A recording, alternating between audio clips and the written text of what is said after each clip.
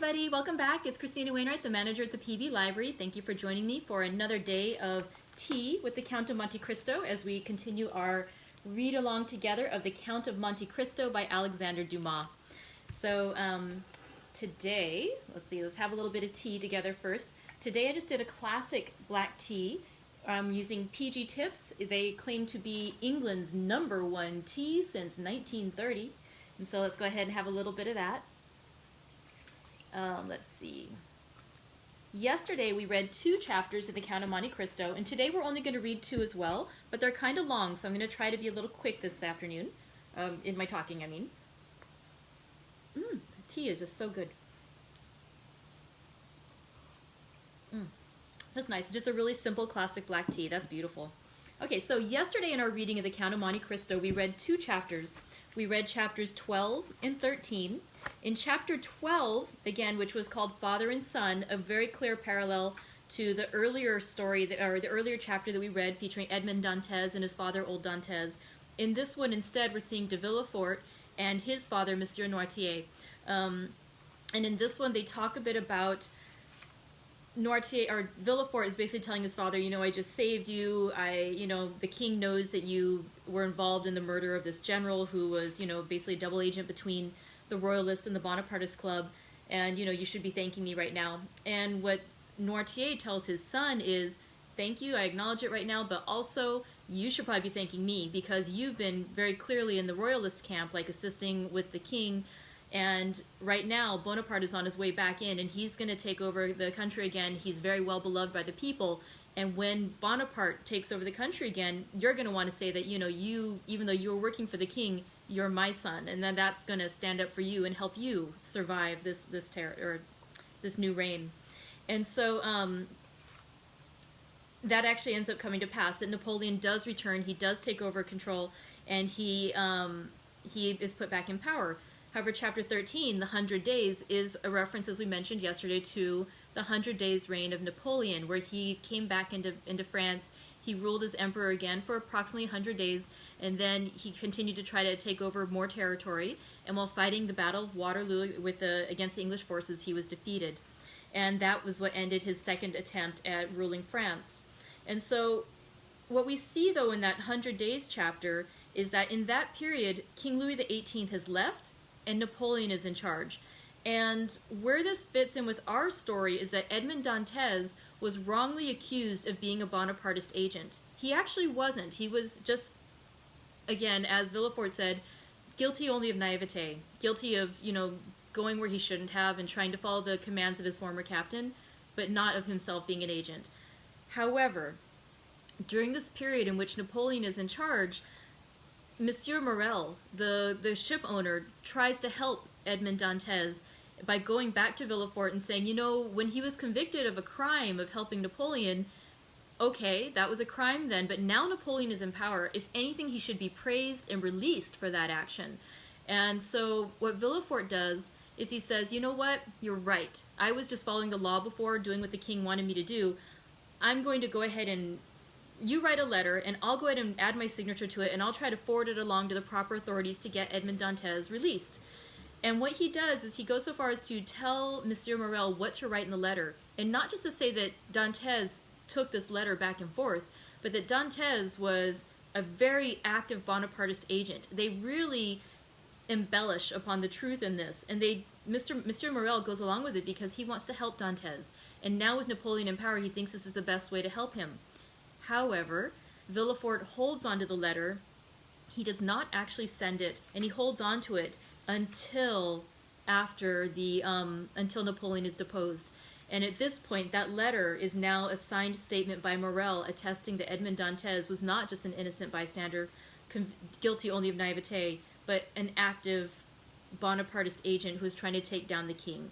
And so any chances that Dantes might have had to escape, we see them just disappearing before them.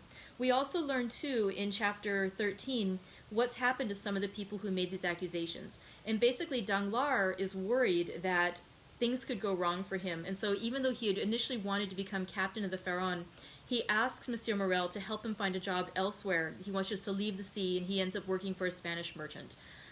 Fernand, the lover of Mercedes, or the the wannabe lover of Mercedes, he ends up being enlisted into the army, and so he ends up leaving the Catalans.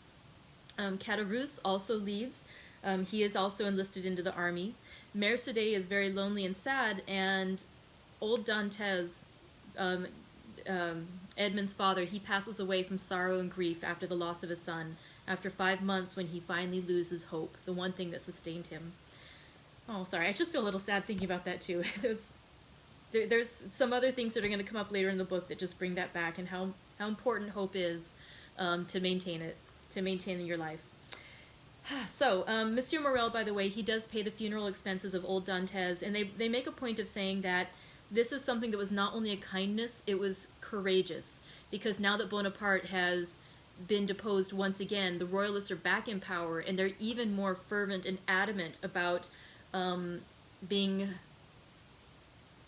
actively punishing anyone who had Bonapartist ties, which, because Edmond Dantes was imprisoned for that, old Dantes is tarred by the same brush, and so therefore it's an act of courage for Monsieur Morel to help old Dantes to pay his funeral expenses. Okay, so now here we are. Today we're going to read chapters 14 and 15. We're going back to find out what's been going on with Edmund, and I just want to point out really quickly, this is another instance where the translations really make a difference.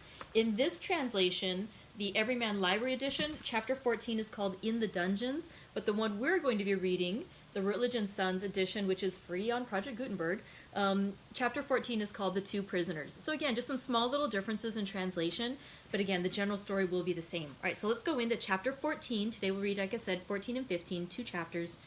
Chapter 14, The Two Prisoners. A year after Louis XVIII's restoration, a visit was made by the Inspector General of Prisons. Dantes in his cell heard the noise of preparation, sounds that at the depth where he lay would have been inaudible to any but the ear of a prisoner who could hear the splash of the drop of water that every hour fell from the roof of his dungeon. He guessed something uncommon was passing among the living, but he had so long ceased to have any intercourse with the world that he looked upon himself as dead. The inspector visited, one after another, the cells and dungeons of several of the prisoners whose good behavior or stupidity recommended them to the clemency of the government. He inquired how they were fed, and if they had any request to make. The universal response was that the fare was detestable, and that they wanted to be set free. The inspector asked if they had anything else to ask for. They shook their heads. What could they desire beyond their liberty? The inspector turned smilingly to the governor. I do not know what reason government can assign for these useless visits. When you see one prisoner, you see all. Always the same thing. Ill-fed and innocent. Are there any others? Yes, the dangerous and mad prisoners are in the dungeons. Let us visit them, said the inspector with an air of fatigue. We must play the farce to the end. Let us see the dungeons. Let us first send for 2 soldiers, said the governor. The prisoners sometimes, through mere uneasiness of life, and in order to be sentenced to death, commit acts of useless violence, and you might fall a victim. Take all needful precautions, replied the inspector. 2 soldiers were accordingly sent for, and the inspector descended a stairway, so foul, so humid, so dark as to be loathsome to sight, smell, and respiration. Oh, cried the inspector, who can live here? A most dangerous conspirator, a man we are ordered to keep the most strict watch over, as he is daring and resolute. He is alone? Certainly. How long has he been there? Nearly a year. Was he placed here when he first arrived? No, not until he attempted to kill the turnkey, who took his food to him. To kill the turnkey? Yes, the very one who is lighting us. Is it not true, Antoine? Asked the governor. True enough. He wanted to kill me, replied the turnkey. He must be mad, said the inspector. He is worse than that. He is a devil, returned the turnkey. Shall I complain of him? Demanded the inspector. Oh, no, it is useless. Besides, he is almost mad now, and in another year he will be quite so. So much the better for him. He will suffer less, said the inspector. He was, as this remark shows, a man full of philanthropy, and in every way fit for his office. "You are right, sir," replied the governor, "and this remark proves that you have deeply considered the subject. Now we have in a dungeon about 20 feet distant, and to which you descend by another stair, an old abbé, formerly leader of a party in Italy, who has been here since 1811, and in 1813 he went mad, and the change is astonishing. He used to weep, he now laughs. He grew thin, he now grows fat. You had better see him, for his madness is amusing." "I will see them both," returned the inspector. "I must conscientiously perform my duty." This was the inspector's first visit. He wished to display his authority. "Let us visit this one first," added he. "By all means," replied the governor, and he signed to the turnkey to open the door. At the sound of the key turning in the lock and the creaking of the hinges, Dantès, who was crouched in a corner of the dungeon, whence he could see the ray of light that came through a narrow iron grating above, raised his head. Seeing a stranger, escorted by 2 turnkeys holding torches, and accompanied by 2 soldiers, and to whom the governor spoke bareheaded, Dantès, who guessed the truth, and that the moment to address himself to the superior authorities was come, sprang forward with clasped hands. The soldiers interposed their bayonets, for they thought that he was about to attack the inspector, and the latter recoiled 2 or 3 steps. Dantès saw that he was looked upon as dangerous. Then, infusing all the humility he possessed into his eyes and voice, he addressed the inspector, and sought to inspire him with pity. The inspector listened attentively, then turning to the governor, observed, "He will become religious. He is already more gentle. He is afraid, and retreated before the bayonets. Madmen are not afraid of anything. I made some curious observations on this at Charenton." Then, turning to the prisoner, "What is it you want?" said he. "I want to know what crime I have committed, to be tried, and if I am guilty, to be shot, if innocent, to be set at liberty." "Are you well fed?" said the inspector. "I believe so. I don't know. It's of no consequence. What matters really, not only to me, but to officers of justice and the king, is that an innocent man should languish in prison, the victim of an infamous denunciation, to die here cursing his executioners." "You are very humble today," remarked the governor. "You are not so always. The other day, for instance, when you tried to kill the turnkey." "It is true, sir, and I beg his pardon, for he has always been very good to me, but I was mad." "And you are not so any longer?" "No. Captivity has subdued me. I have been here so long." "So long? When were you arrested then?" asked the inspector. "The 28th of February, 1815, at 2:30 in the afternoon." "Today is the 30th of July, 1816. Why, it is but 17 months. "Only 17 months," replied Dantès. "Oh, you do not know what is 17 months in prison. 17 ages, rather, especially to a man who, like me, had arrived at the summit of his ambition, to a man who, like me, was on the point of marrying a woman he adored, who saw an honorable career opened before him, and who loses all in an instant, who sees his prospects destroyed, and is ignorant of the fate of his affianced wife, and whether his aged father be still living.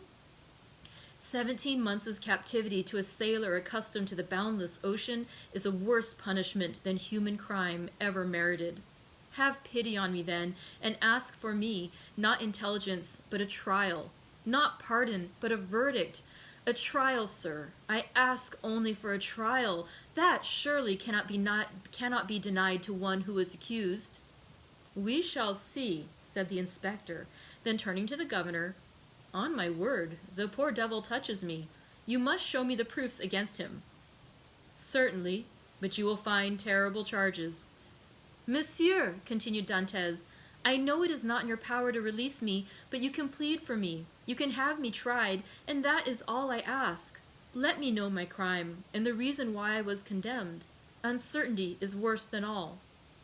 "Go on with the lights," said the inspector. "Monsieur," cried Dantès, "I can tell by your voice you are touched with pity. Tell me at least to hope." "I cannot tell you that," replied the inspector. "I can only promise to examine into your case." "Oh, I am free! Then I am saved!" "Who arrested you?" "Monsieur Villefort. See him, and hear what he says." Monsieur Villefort is no longer at Marseille. He is now at Toulouse. I am no longer surprised at my detention, murmured Dantès, since my only protector is removed. Had Monsieur de Villefort any cause of personal dislike to you? None. On the contrary, he was very kind to me. I can, then, rely on the notes he has left concerning you? Entirely. That is well. Wait patiently, then.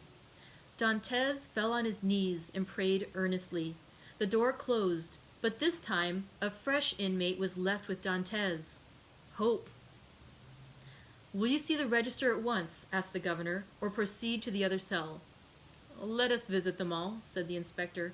If I once went up those stairs, I should never have the courage to come down again. Ah, this one is not like the other, and his madness is less affecting than this one's display of reason. What is his folly? He fancies he possesses an immense treasure. The first year, he offered government 1,000,000 francs for his release, the second 2, the third 3, and so on progressively. He is now in his 5th year of captivity. He will ask to speak to you in private and offer you 5 millions. How curious! What is his name? The Abbé Faria. Number 27, said the inspector. It is here. Unlock the door, Antoine. The turnkey obeyed, and the inspector gazed curiously into the chamber of the mad abbé, as the prisoner was usually called. In the center of the cell, in a circle traced with a fragment of plaster detached from the wall, sat a man whose tattered garments scarcely covered him. He was drawing in the circle geometrical lines, and seemed as much absorbed in his problem as Archimedes was when the soldier of Marcellus slew him. He did not move at the sound of the door, and continued his calculations until the flash of the torches lighted up with an unwonted glare the somber walls of his cell. Then, raising his head, he perceived with astonishment the number of persons present. He hastily seized the coverlet of his bed and wrapped it round him. "What is it you want?" said the inspector. "I, monsieur?" replied the abbé with an air of surprise. "I want nothing." "You do not understand," continued the inspector. "I am sent here by government to visit the prison and hear the requests of the prisoners."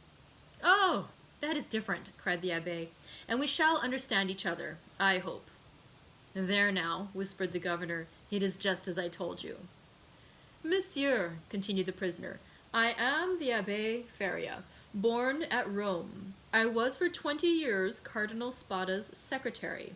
I was arrested, why I know not, toward the beginning of the year 1811. Since then I have demanded my liberty from the Italian and French government." "Why from the French government?"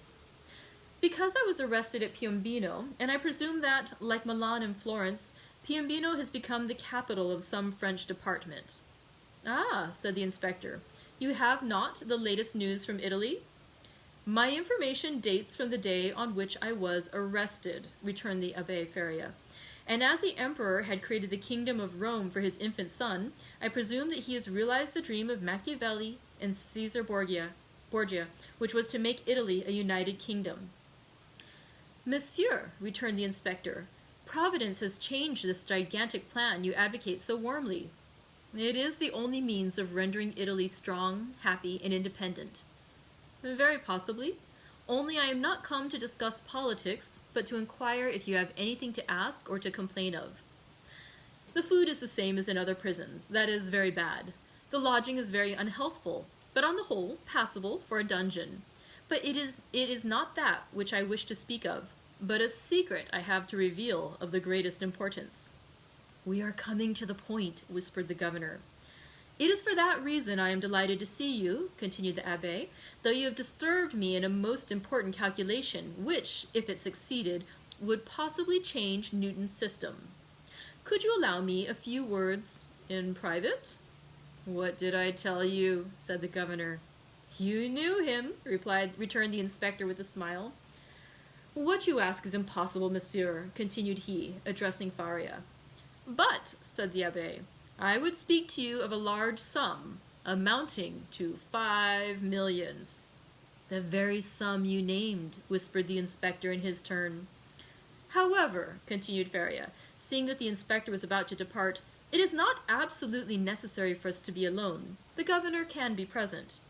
Unfortunately, said the governor, I know beforehand what you are about to say. It concerns your treasures, does it not? Faria fixed his eyes on him with an expression that would have convinced anyone else of his sanity. Of course, said he. Of what else should I speak? Mr. Inspector, continued the governor, I can tell you the story as well as he, for it has been dinned in my ears for the last 4 or 5 years. That proves, returned the abbé, that you are not like those of Holy Writ, who having eyes sees not, and having ears hear not. That you are like those of Holy Writ, who having eyes see not, and having ears hear not. My dear sir, the government is rich and does not want your treasures, replied the inspector. Keep them until you are liberated. The abbé's eyes glistened. He seized the inspector's hand. But what if I am not liberated, cried he, and am detained here until my death? This treasure will be lost. Had not government better profit by it? I will offer 6 millions, and I will content myself with the rest if they will only give me my liberty. On my word, said the inspector in a low tone, had I not been told beforehand that this man was mad, I should believe what he says. I am not mad, replied Faria, with that acuteness of hearing peculiar to prisoners.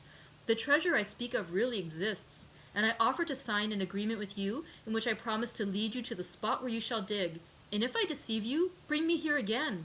I ask no more. The governor laughed. Is the spot far from here? 100 leagues.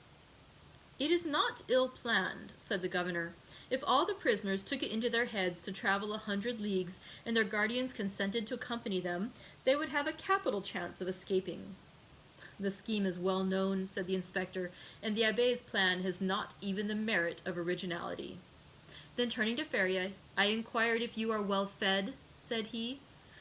Swear to me, replied Faria, to free me if what I tell you prove true, and I will stay here while you go to the spot. Are you well fed? Repeated the inspector. Monsieur, you run no risk, for as I told you, I will stay here, so there is no chance of my escaping. You do not reply to my question, replied the inspector impatiently.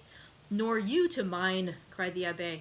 You will not accept my gold. I will keep it for myself. You refuse me my liberty, God will give it me.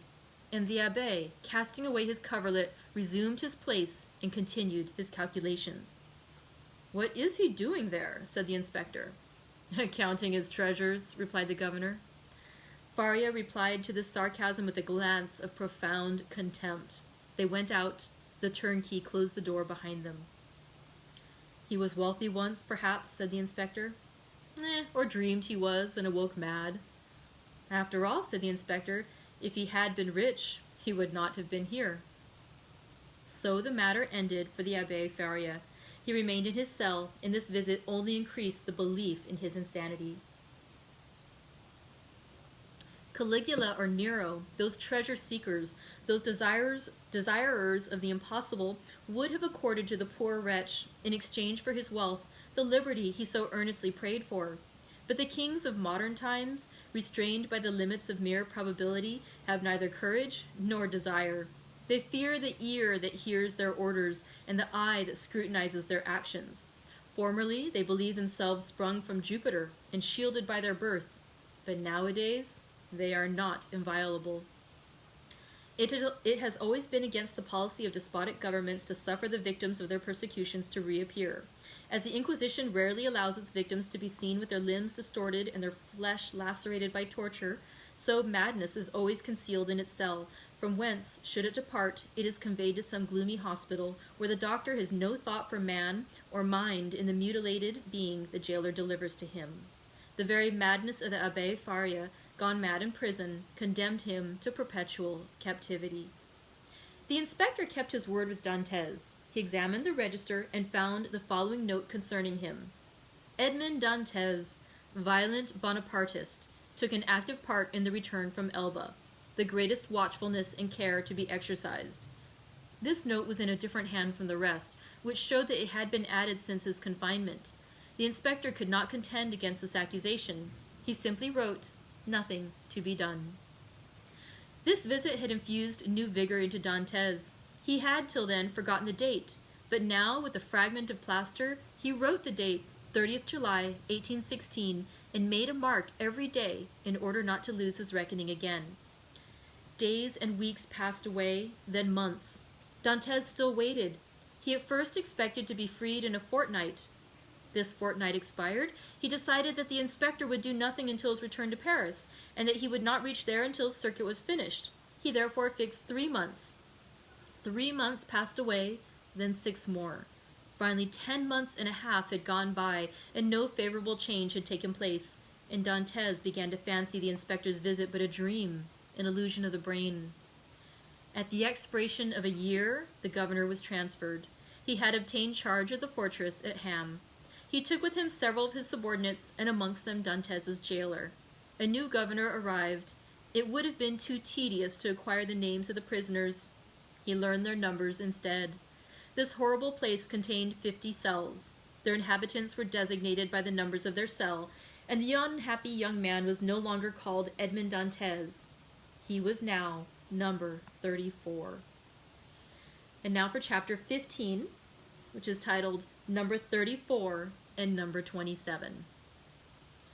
Dantès passed through all the stages of torture natural to prisoners in suspense.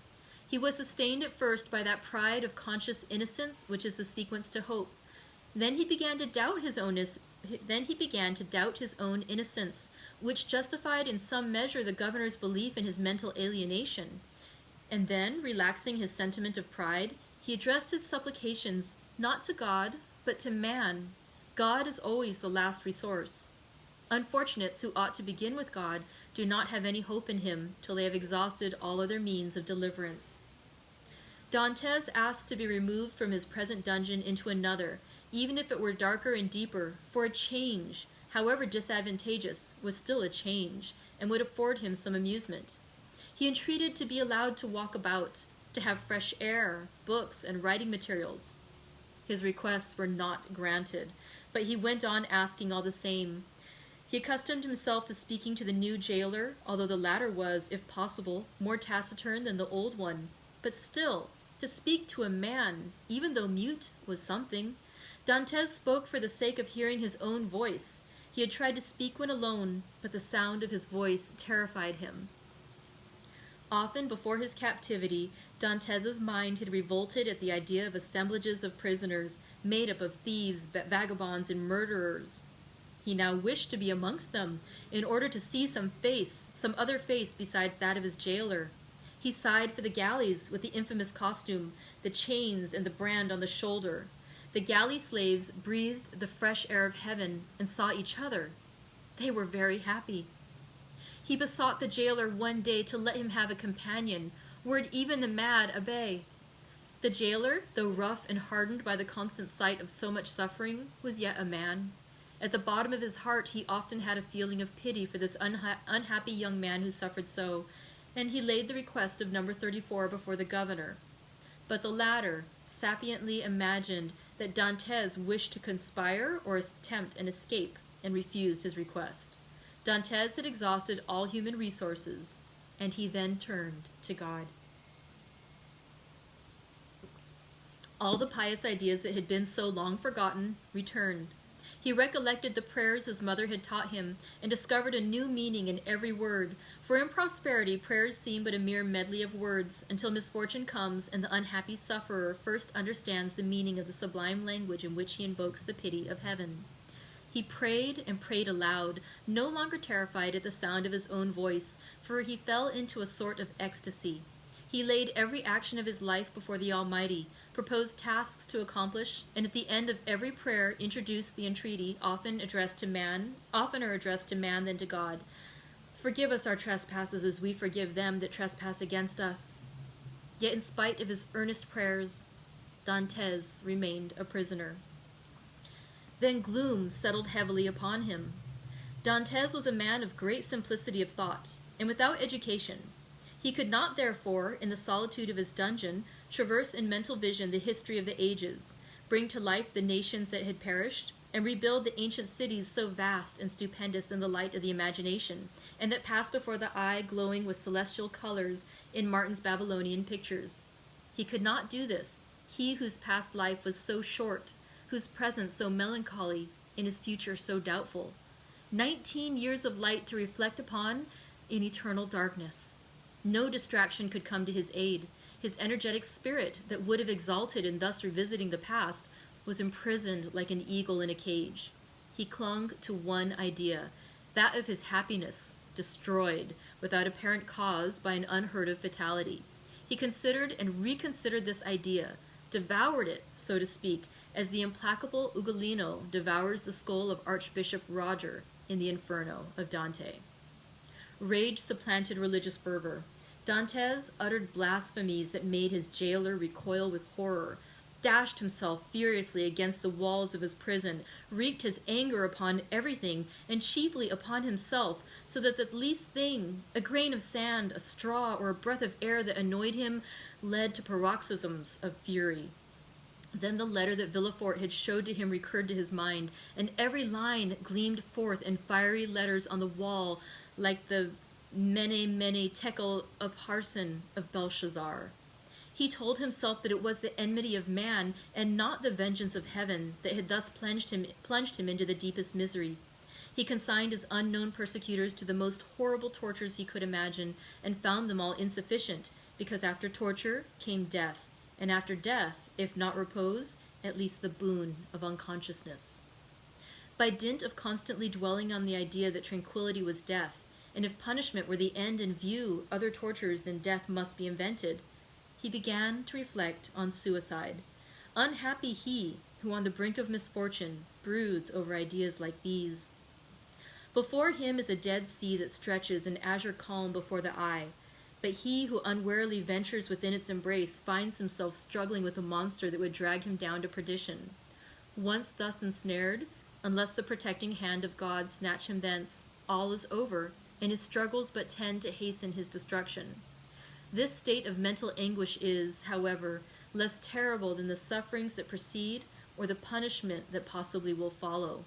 There is a sort of consolation at the contemplation of the yawning abyss, at the bottom of which lie darkness and obscurity. Edmund found some solace in these ideas. All his sorrows, all his sufferings, with their train of gloomy specters, fled from his cell when the angel of death seemed about to enter. Dantes reviewed his past life with composure, and looking forward with terror to his future existence, chose that middle line that seemed to afford him a refuge. Sometimes, said he, in my voyages, when I was a man and commanded other men, I have seen the heavens overcast, the sea rage and foam, the storm arise, and like a monstrous bird beating the two horizons with its wings. Then I felt that my vessel was a vain refuge that trembled and shook before the tempest. Soon the fury of the waves and the sight of the sharp rocks announced the approach of death, and death then terrified me, and I used all my skill and intelligence as a man and a sailor to struggle against the wrath of God. But I did so because I was happy, because I had not courted death, because to be cast upon a bed of rocks and seaweed seemed terrible, because I was unwilling that I, a creature made for the service of God, should serve for food to the gulls and ravens. But now it is different. I have lost all that bound me to life. Death smiles and invites me to repose. I die after my own manner. I die exhausted and broken-spirited as I fall asleep when I have paced 3,000 times round my cell. That is 30,000 steps, or about 10 leagues. No sooner had this idea taken possession of him than he began more composed, arranged his couch to the best of his power, ate little and slept less, and found existence almost supportable, because he felt that he could throw it off at pleasure, like a worn-out garment. Two methods of self-destruction were at his disposal. He could hang himself with his handkerchief to the window bars, or refuse food and die of starvation.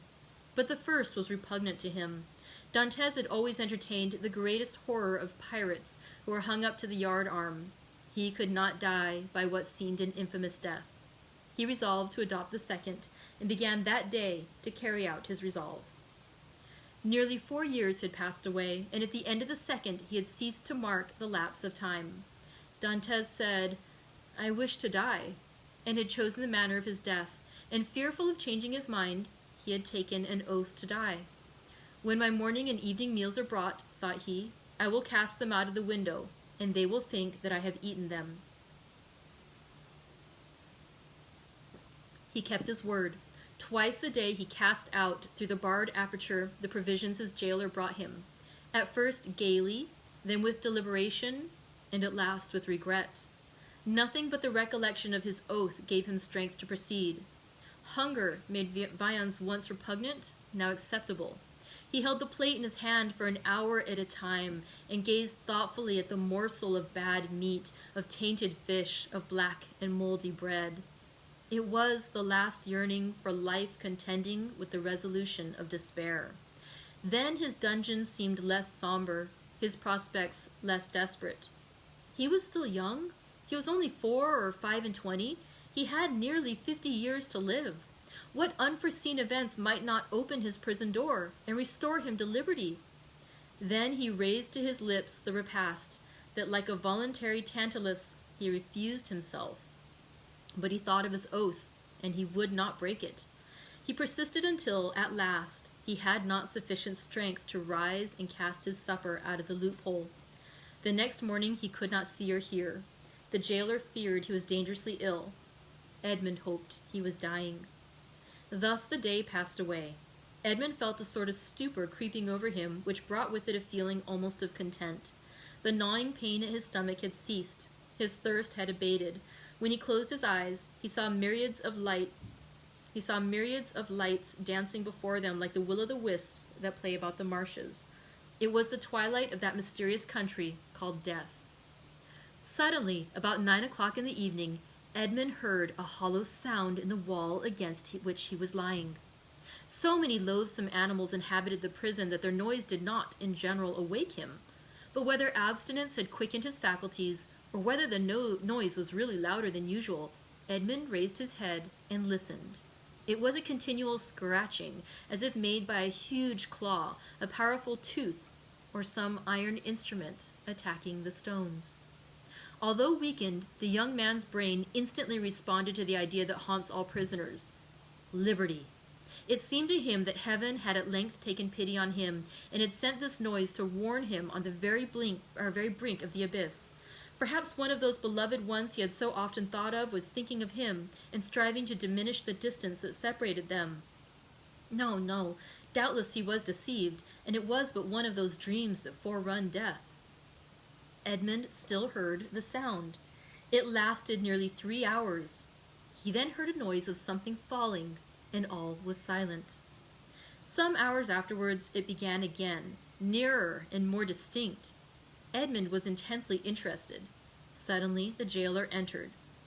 For a week since he had resolved to die, and during the 4 days that he had been carrying out this purpose, Edmund had not spoken to the attendant, had not answered him when he inquired what was the matter with him, and turned his face to the wall when he looked too curiously at him.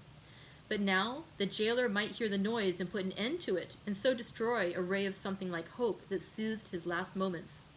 The jailer brought him his breakfast.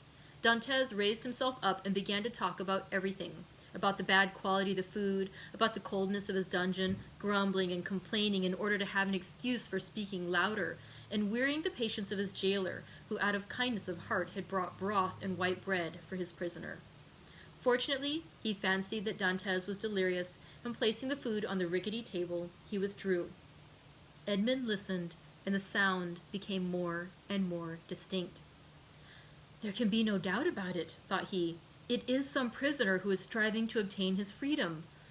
Oh, if I were only there to help him!" Suddenly, another idea took possession of his mind, so used to misfortune that it was scarcely capable of hope. The idea that the noise was made by workmen the governor had ordered to repair the neighboring dungeon. It was easy to ascertain this, but how could he risk the question? It was easy to call his jailer's attention to the noise, and watch his countenance as he listened, but might he not by this means destroy hopes far more important than the short-lived satisfaction of his own curiosity? Unfortunately, Edmund's brain was still so feeble that he could not bend his thoughts to anything in particular. He saw but one means of restoring lucidity and clearness to his judgment. He turned his eyes toward the soup which the jailer had brought, rose, staggered towards it, raised the vessel to his lips, and drank off the contents with a feeling of indescribable pleasure. He had the resolution to stop with this. He had often heard that shipwrecked persons had died through having eagerly devoured too much food. Edmund replaced on the table the bread he was about to devour and returned to his couch. He did not wish to die. He soon felt that his ideas became again collected. He could think and strengthen his thoughts by reasoning. Then he said to himself, I must put this to the test, but without compromising anybody. If it is a workman, I need but knock against the wall, and he will cease to work in order to find out who is knocking and why he does so. But as his occupation is sanctioned by the governor, he will soon resume it. If, on the contrary, it is a prisoner, the noise I make will alarm him. He will cease and not begin again until he thinks everybody or everyone is asleep. Edmund rose again, but this time his legs did not tremble, and his sight was clear. He went to a corner of his dungeon, detached a stone, and with it knocked against the wall where the sound came. He struck thrice. At the first blow, the sound ceased as if by magic. Edmund listened intently. An hour passed. 2 hours passed, and no sound was heard from the wall. All was silent there. Full of hope, Edmund swallowed a few mouthfuls of bread and water, and thanks to the vigor of his constitution, found himself well nigh recovered. The day passed away in utter silence. Night came without recurrence of the noise. It is a prisoner, said Edmund joyfully. His brain was on fire, and life and energy returned. The night passed in perfect silence. Edmund did not close his eyes. In the morning the jailer brought him fresh provisions. He had already devoured those of the previous day. He ate these, listening anxiously for the sound, walking round and round his cell, shaking the iron bars of the loophole, restoring vigor and agility to his limbs by exercise, and so preparing himself for his future destiny. At intervals he listened to learn if the noise had not begun again, and grew impatient at the prudence of the prisoner, who did not guess he had been disturbed by a captain as anxious for liberty as himself. 3 days passed, 72 long, tedious hours which he counted off by minutes. At length one evening, as the jailer was visiting him for the last time that night, Dantès, with his ear for the 100th time at the wall, fancied he heard an almost imperceptible movement among the stones. He moved away, walked up and down his cell to collect his thoughts, and then went back and listened. The matter was no longer doubtful. Something was at work on the other side of the wall. The prisoner had discovered the danger and had substituted a lever for a chisel. Encouraged by this discovery, Edmund determined to assist the indefatigable laborer. He began by moving his bed and looked around for anything with which he could pierce the wall, penetrate the moist cement, and displace a stone. He saw nothing. He had no knife or sharp instrument. The window grating was of iron, but he had too often assured himself of its solidity. All his furniture consisted of a bed, a chair, a table, a pail, and a jug. The bed had iron clamps, but they were screwed to the wood, and it would have required a screwdriver to take them off. The table and chair had nothing. The pail had once possessed a handle, but that had been removed. Dantès had but one resource, which was to break the jug, and with one of the sharp fragments, attack the wall. He let the jug fall on the floor, and it broke in pieces. Dantès concealed 2 or 3 of the sharpest fragments in his bed, leaving the rest on the floor. The breaking of his jug was too natural an accident to excite suspicion. Edmund had all the night to work in, but in the darkness he could not do much, and he soon felt that he was working against something very hard. He pushed back his bed and waited for day. All night he heard the subterranean workman, who continued to mine his way. Day came, the jailer entered. Dantès told him that the jug had fallen from his hands while he was drinking, and the jailer went grumblingly to fetch another, without giving himself the trouble to remove the fragments of the broken one. He returned speedily, advised the prisoner to be more careful, and departed. Dantès heard joyfully the key grate in the lock. He listened until the sound of steps died away, and then hastily displacing his bed, saw by the faint light that penetrated into his cell that he had labored uselessly the previous evening in attacking the stone, instead of removing the plaster that surrounded it. The damp had rendered it friable, and Dantès was able to break it off. In small morsels, it is true, but at the end of half an hour he had scraped off a handful. A mathematician might have calculated that in 2 years, supposing that the rock was not encountered, a passage 20 feet long and 2 feet broad might be formed. The prisoner reproached himself with not having thus employed the hours he had passed in vain hopes, prayers, and despondency. During the 6 years that he had been imprisoned, what might he not have accomplished? Yet this idea imparted new energy, and in 3 days he had succeeded, with the utmost precaution, in removing the cement and exposing the stonework. The wall was built of rough stones, among which, to give strength to the structure, blocks of hewn stone were at intervals embedded. It was one of these he had uncovered, and which he must remove from its socket. Dantès strove to do this with his nails, but they were too weak. The fragments of the jug broke, and after an hour of useless toil, Dantès paused with anguish on his brow. Was he to be thus stopped at the beginning, and was he to wait inactive until his fellow workman had completed his task? Suddenly, an idea occurred to him. He smiled, and the perspiration dried on his forehead. The jailer always brought Dantès' soup in an iron saucepan. This saucepan contained soup for both prisoners, for Dantès had noticed that it was either quite full or half empty, according as the turnkey gave it to him or to his companion first. The handle of this saucepan was of iron. Dantès would have given 10 years of his life in exchange for it. The jailer was accustomed to pour the contents of the saucepan into Dantès' plate, and Dantès, after eating his soup with a wooden spoon, washed the plate, which thus served for every day. Now when evening came, Dantès put his plate on the ground near the door. The jailer, as he entered, stepped on it and broke it. This time he could not blame Dantès. He was wrong to leave it there, but the jailer was wrong not to have looked before him. The jailer, therefore, only grumbled. Then he looked about for something to pour the soup into. Dantès' entire dinner service consisted of one plate. There was no alternative. "Leave the saucepan," said Dantès. "You can take it away when you bring me my breakfast."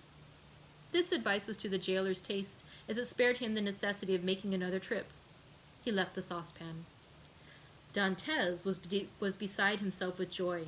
He rapidly devoured his food, and after waiting an hour, lest the jailer should change his mind and return, he removed his bed, took the handle of the saucepan, inserted the point between the hewn stone and rough stones of the wall, and employed it as a lever. A slight oscillation showed Dantès that all went well. At the end of an hour, the stone was extricated from the wall, leaving a cavity 1.5 feet in diameter. Dantès carefully collected the plaster, carried it into the corner of his cell, and covered it with earth. Then, wishing to make the best use of his time while he had the means of labor, he continued to work without ceasing. At the dawn of day he replaced the stone, pushed his bed against the wall, and lay down. The breakfast consisted of a piece of bread. The jailer entered and placed the bread on the table. "Well, don't you intend to bring me another plate?" said Dantès. "No," replied the turnkey. "You destroy everything. First you break your jug, then you make me break your plate. If all the prisoners followed your example, the government would be ruined. I shall leave you the saucepan and pour your soup into that. So for the future, I hope you will not be so destructive." Dantès raised his eyes to heaven and clasped his hands beneath the coverlet. He felt more gratitude for the possession of this piece of iron than he had ever felt for anything. He had noticed, however, that the prisoner on the other side had ceased to labor. No matter, this was a greater reason for proceeding. If his neighbor would not come to him, he would go to his neighbor. All day he toiled on untiringly, and by the evening he had succeeded in extracting 10 handfuls of plaster and fragments of stone. When the hour for his jailer's visit arrived, Dantès straightened the handle of the saucepan as well as he could, and placed it in its accustomed place. The turnkey poured his ration of soup into it, together with the fish. For thrice a week the prisoners were deprived of meat. This would have been a method of reckoning time, had not Dantès long ceased to do so. Having poured out the soup, the turnkey retired. Dantès wished to ascertain whether his neighbor had really ceased to work. He listened. All was silent, as it had been for the last 3 days. Dantès sighed. It was evident that his neighbor distrusted him. However, he toiled on all the night without being discouraged, but after 2 or 3 hours he encountered an obstacle. The iron made no impression, but met with a smooth surface. Dantès touched it, and found that it was a beam. This beam crossed, or rather blocked up, the hole Dantès had made. It was necessary, therefore, to dig above or under it. The unhappy young man had not thought of this. "Oh, my God," murmured he. "I have so earnestly prayed to you that I hope my prayers had been heard. after having deprived me of my liberty, after having deprived me of death, after having recalled me to existence, my God, have pity on me, and do not let me die in despair." "Who talks of God and despair at the same time?" said a voice that seemed to come from beneath the earth, and deadened by the distance, sounded hollow and sepulchral in the young man's ears. Edmund's hair stood on end, and he rose to his knees. "Ah," said he, "I hear a human voice." Edmund had not heard anyone speak save his jailer for 4 or 5 years, and a jailer is no man to a prisoner. He is a living door, a barrier of flesh and blood, adding strength to restraints of oak and iron. "In the name of heaven," cried Dantes, "speak again, though the sound of your voice terrifies me. Who are you?" "Who are you?" said the voice. An unhappy prisoner," replied Dantes, who made no hesitation in answering. "Of what country?" "A Frenchman." "Your name?" "Edmond Dantes." "Your profession?" "A sailor." "How long have you been here?" "Since the 28th of February, 1815. "Your crime?" "I am innocent." "But of what are you accused?" "Of having conspired to aid the Emperor's return." "What? For the Emperor's return? The Emperor is no longer on the throne, then?" "He abdicated at Fontainebleau in 1814 and was sent to the island of Elba. But how long have you been here that you are ignorant of all this?" "Since 1811. Dantes shuddered. This man had been 4 years longer than himself in prison. "Do not dig any more," said the voice. "Only tell me, how high up is your excavation?" "On a level with the floor." "How is it concealed?" "Behind my bed." "Has your bed been moved since you have been a prisoner?" "No." "What does your chamber open on?" "A corridor." "And the corridor?" "On a court." "Alas," murmured the voice. "Oh, what is the matter?" cried Dantes. "I have made an error. I made a mistake owing to an error in my plans. I took the wrong angle and have come but 15 feet from where I intended, or come out 15 feet from where I intended. I took the wall you are mining for the outer wall of the fortress." "But then you would be close to the sea?" "That is what I hoped." "And supposing you had succeeded?" "I should have thrown myself into the sea, gained one of the islands near here, the Isle des Doms or the Isle des Tiboulins, and then I should have been safe." "Could you have swum so far?" "Heaven would have given me strength. But now all is lost." "All?" "Yes. Stop up your excavation carefully. Do not work any more, and wait until you hear from me." "Tell me at least who you are." I am number 27. "You mistrust me, then?" said Dantes. Edmund fancied he heard a bitter laugh resounding from the depths. "Oh, I am a Christian," cried Dantes, guessing instinctively that this man meant to abandon him. "I swear to you, by him who died for us, that naught shall induce me to breathe one syllable to my jailers. But I conjure you, do not abandon me. If you do, I swear to you, for I have got to the end of my strength, that I will dash my brains out against the wall, and you will have my death to reproach yourself with." "How old are you?" Your voice is that of a young man. "I do not know my age, for I have not counted the years I have been here. All I do know is that I was just 19 when I was arrested, the 28th of February, 1815. "Not quite 26, murmured the voice. "At that age he cannot be a traitor." "Oh, no, no," cried Dantes. "I swear to you again, rather than betray you, I would allow myself to be hacked in pieces." "You have done well to speak to me and ask for my assistance, for I was about to form another plan and leave you, but your age reassures me. I will not forget you. Wait." "How long?" "I must calculate our chances. I will give you the signal." "But you will not leave me? You will come to me, or you will let me come to you. We will escape, and if we cannot escape, we will talk. You of those whom you love, and I of those whom I love. You must love somebody?" "No, I am alone in the world." "Then you will love me. If you are young, I will be your comrade. If you are old, I will be your son. I have a father who is 70 if he yet lives. I only love him and a young girl called Mercedes. My father has not yet forgotten me, I am sure, but God alone knows if she loves me still. I shall love you as I loved my father. It is well, returned the voice. Tomorrow. These few words were uttered with an accent that left no doubt of his sincerity. Dantes rose, dispersed the fragments with the same precaution as before, and pushed his bed back against the wall. He then gave himself up to his happiness. He would no longer be alone. He was perhaps about to regain his liberty. At the worst, he would have a companion, and captivity that is shared is but half captivity. Plaints made in common are almost prayers, and prayers where 2 or 3 are gathered together invoke the mercy of heaven.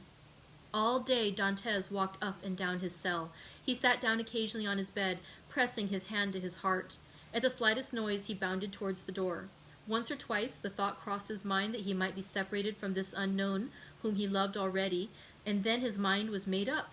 When the jailer moved his bed and stooped to examine the opening, he would kill him with his water jug.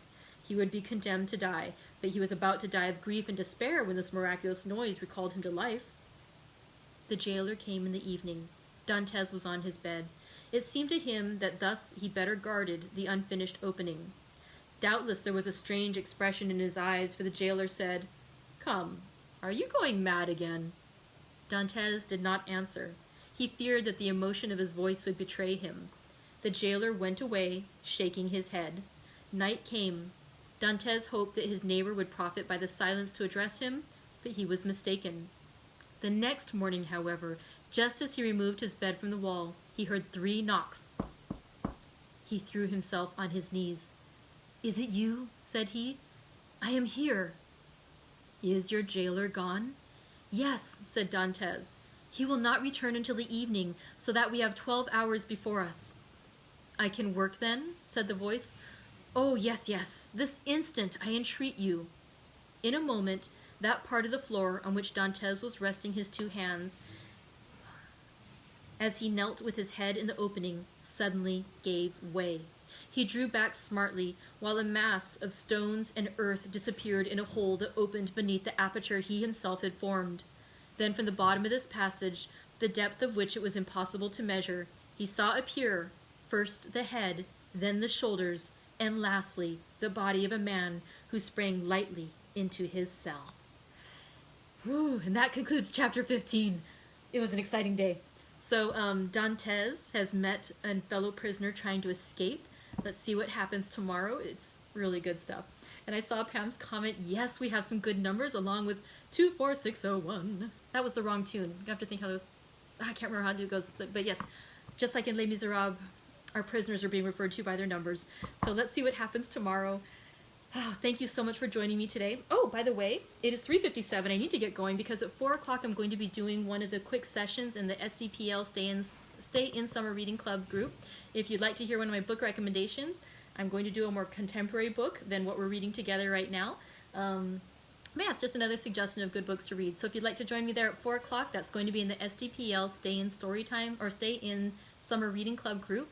And the website for that is facebook.com/groups/SDPL Storytime. Okay, so thank you very much. I hope you have a great rest of your day. Thank you for joining me, and I'm looking forward to tomorrow to find out what happens, the secret of the prisoners. All right, take care. Thank you. Bye-bye.